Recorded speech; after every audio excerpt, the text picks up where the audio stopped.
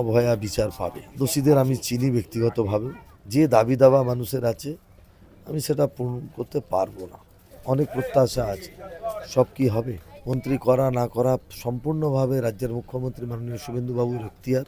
রাজ্যের 294টি বিধানসভা কেন্দ্রের মধ্যে যদি নিঃসন্দেহে হাই ভোল্টেজ কেন্দ্র বলতে হয় তাহলে তালিকায় অনেকগুলো আসে, কিন্তু বারংবার একটি কেন্দ্রের নাম কিন্তু উঠে আসে বিভিন্ন কারণের জন্য, কাশীপুর বেলগাছিয়া কেন্দ্র। 2026 বিধানসভা নির্বাচনে এখানে লড়াই হয়েছিল একদম জোরদার। অন্যদিকে দাঁড়িয়ে বিজেপি কিন্তু এখান থেকে জিতে বেরিয়ে গেল, আর যিনি জিতলেন তিনি আর কেউ নন, রিতেশ তিওয়ারি। দাদা স্বাগত এই সময় লাইভে। প্রথমত জয়ের জন্য অভিনন্দন, এবং দ্বিতীয়ত যে প্রশ্নটা সেটা হচ্ছে এখানকার মানুষ উন্নয়ন চায়, তাদের বক্তব্য তারা উন্নয়ন দেখেনি। রিতেশ তিওয়ারি নবনির্বাচিত বিধায়ক এখানকার, তিনি কি করবেন এখানে? দেখুন, আমি নির্বাচন চলাকালীন অনেক কথা বলেছি। এবার আর কথা বলার আর অভিযোগ করার অবকাশ নেই, কারণ মানুষ আমার কথায়, আমার দলের কথায়, আমাদের ভিশন ডকুমেন্ট, বিগত দিনের সরকারের বিরুদ্ধে চার্জশিটে কনভিন্স হয়ে আমাকে দুহাত তুলে আশীর্বাদ দিয়েছে। আমি হিন্দু ভোটে জেতা প্রথম বিধায়ক। আমি হয়তো এই কেন্দ্রের এমন একজন বিধায়ক যাকে কোনো মুসলমান ভোট দেয়নি। তো সম্পূর্ণভাবে হিন্দুদের দ্বারা নির্বাচিত আমি একজন বিধায়ক। এমতো অবস্থায় আমারও অগ্রাধিকার থাকবে।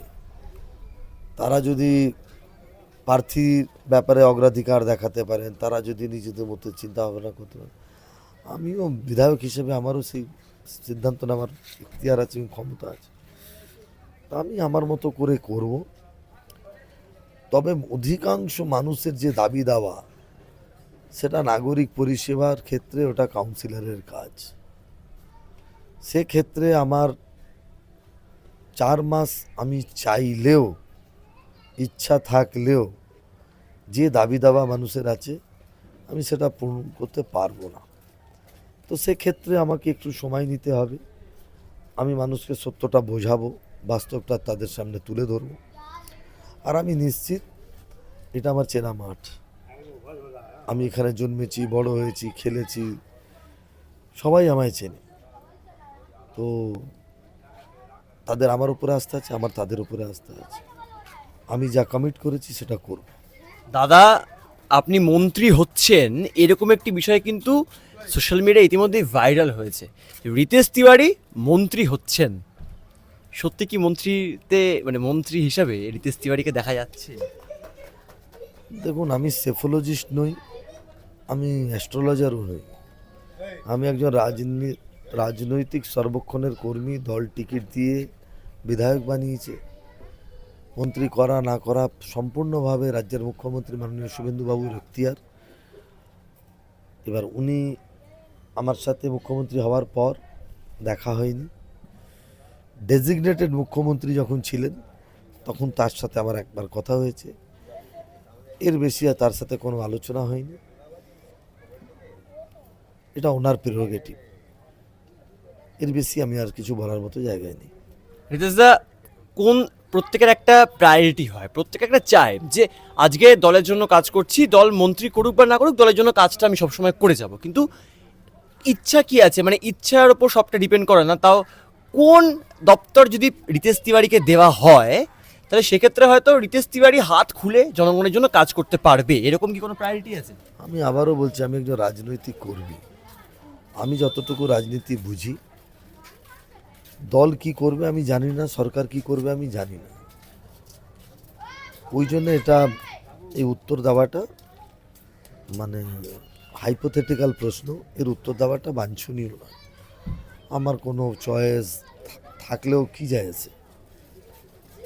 আমার তো অনেক কিছু চয়েস আছে। সেটা মানে চয়েস তার মানে আমি মন্ত্রী সবার জন্য বলছি, জীবনের ক্ষেত্রেও অনেক লাইকিং আছে, অনেক প্রত্যাশা আছে, সব কি হবে? 2024 সালে এই বিধানসভা কেন্দ্রে আমরা দেখতে পেয়েছিলাম যে ঘটনা ঘটেছিল, সেখান থেকে দাঁড়িয়ে শুভেন্দু অধিকারী মুখ্যমন্ত্রী তিনি বলছেন যে অভয়া বিচার পাবেন, এবং এই বিধানসভা কেন্দ্রেই ঘটনা ঘটেছিল।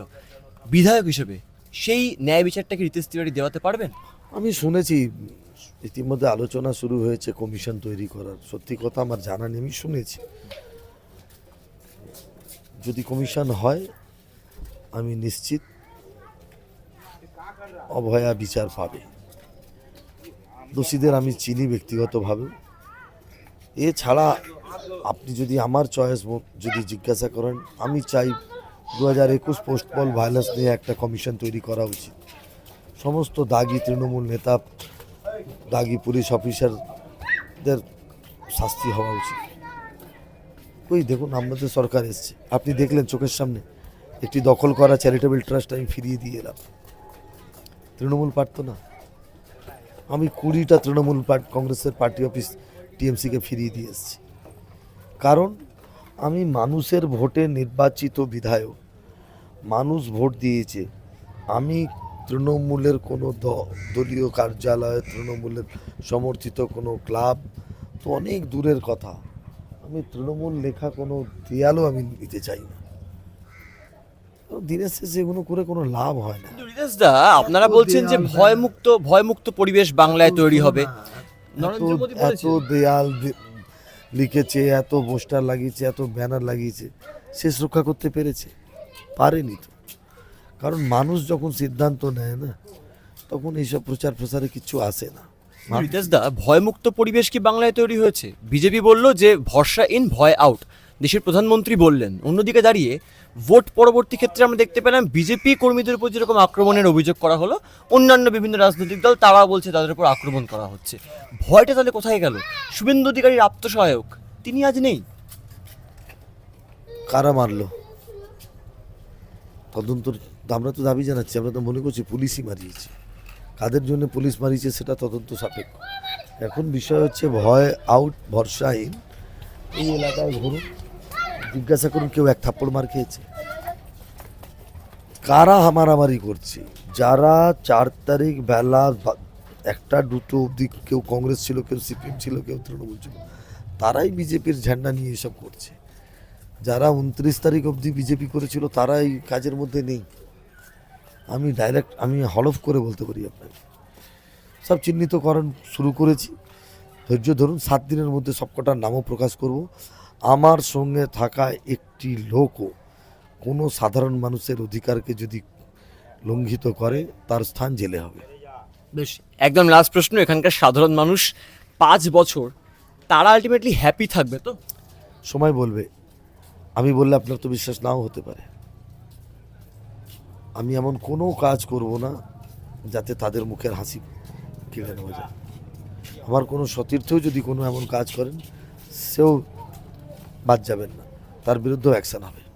অর্থাৎ আমরা শুনলাম জয়ী বিজেপি প্রার্থী কাশীপুর বেলগাছিয়া কেন্দ্রের রিতেশ তিওয়ারি তিনি যেমনটা জানালেন যে নতুন সরকার তৈরি হয়েছে, সেখান থেকে দাঁড়িয়ে বাংলায় বিজেপি যে ভরসার কথা বলেছে, সেই ভরসা নরেন্দ্র মোদী, অমিত শাহ যে বারবার বলে গেছে ব্রিগেড প্যারেড গ্রাউন্ডে দাঁড়িয়ে, সেইগুলো প্রার্থীরা যারা ছিলেন, যারা জিতেছেন, তারা কিন্তু মানবেন। কিন্তু আলটিমেটলি এই কাশীপুর বেলগাছিয়াকে ঘিরে যে এত রাজনৈতিক তরজা তুঙ্গে হয়েছে, বিতর্কের শিরোনামে এসেছিল 2024 সালে যখন আরজি করের সেই মর্মান্তিক ঘটনা ঘটেছিল, সেই বিচার বিজেপি প্রার্থী যিনি ছিলেন, যিনি জয়ী বিজেপি প্রার্থী, এখন বিধায়ক, তিনি ন্যায় বিচার আনতে পারবেন তো? তিনি লড়বেন তো? সেটা শুধুমাত্র সময় বলবে।